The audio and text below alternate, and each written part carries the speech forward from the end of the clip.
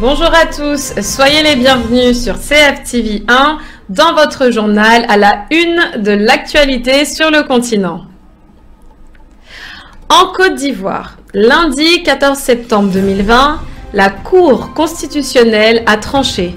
Il n'y aura que 4 candidats à l'élection présidentielle. Sur les 44 dossiers déposés, 4 ont été retenus. Le président actuel Alassane Ouattara, l'ancien président Henri Konan Bédié, l'ex-premier ministre sous la présidence de Laurent Gbagbo Pascal Affi-N'Guessan et l'ancien député Kouadio Konan Bertin, dissident du parti de M. Bédié. Les candidatures de Laurent Gbagbo et de Guillaume Soro ont été jugées irrecevables car les deux hommes n'étaient pas inscrits sur des listes électorales en raison de leur condamnation en justice.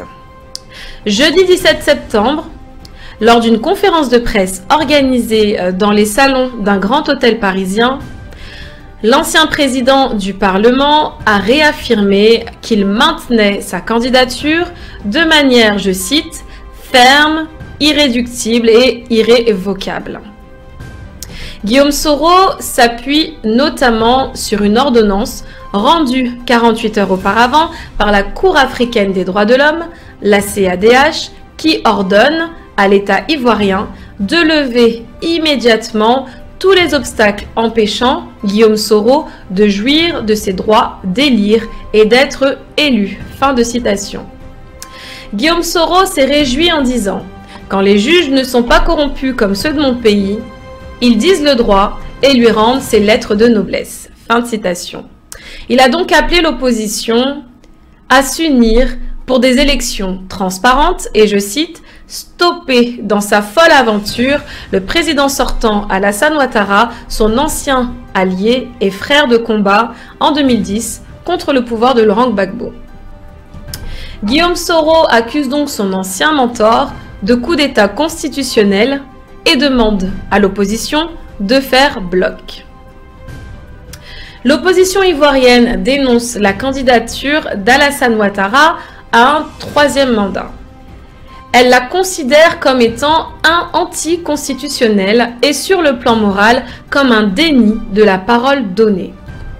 Le chef de l'État s'était engagé en effet à laisser la voie libre à une nouvelle génération et avait renoncé à se représenter.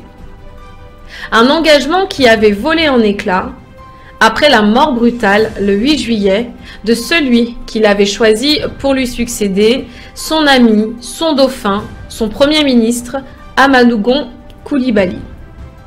Quant aux partisans de Laurent Gbagbo, ils réagissent, condamnent et contestent cette décision qualifiée, je cite, de forfaiture d'une juridiction instrumentalisée par les dirigeants actuels. Fin de citation. Ils appellent aussi à la mobilisation contre la candidature d'Alassane Ouattara à un 3e mandat. Pas de boycott ni de ralliement pour l'instant. Les partisans de Laurent Gbagbo, regroupés au sein de la plateforme EDS, Ensemble pour la démocratie et la souveraineté, entendent contester la candidature d'Alassane Ouattara et l'invalidation de celle de leur leader dans la rue, malgré l'interdiction des manifestations sur la voie publique, décrétée par le gouvernement jusqu'à la fin septembre au moins. C'est un droit constitutionnel, martèle Georges Armand Ouanien, président de DS. Dans une déclaration, je cite, l'EDS lance un appel pressant à la mobilisation des militants et sympathisants des partis membres de la plateforme EDS. Des démocrates de tous bords et du peuple de Côte d'Ivoire pour faire face à la forfaiture, à la dictature de M. Alassane Dramé Ouattara et à se mettre en ordre de bataille pour des manifestations conformément à la Constitution afin d'accélérer l'avènement d'un état de droit par des élections justes, régulières, démocratiques, transparentes et inclusives. Fin de citation. À ses côtés, lors de cette conférence de presse, était installé Simon Gbagbo, qui a gardé le silence et Assoa Adou, le secrétaire général du FPI Pro-Gbagbo, qui a d'ailleurs déclaré, je cite, « Toutes les organisations membres de l'EDS ne boycotteront jamais les élections à venir, mais nous allons lutter pour que les élections se déroulent dans un cadre juridique convenable, dans un cadre de sécurité convenable. Nous allons nous donner les moyens constitutionnels pour nous permettre de lutter contre le despotisme qui s'est installé dans notre pays. » Fin de citation.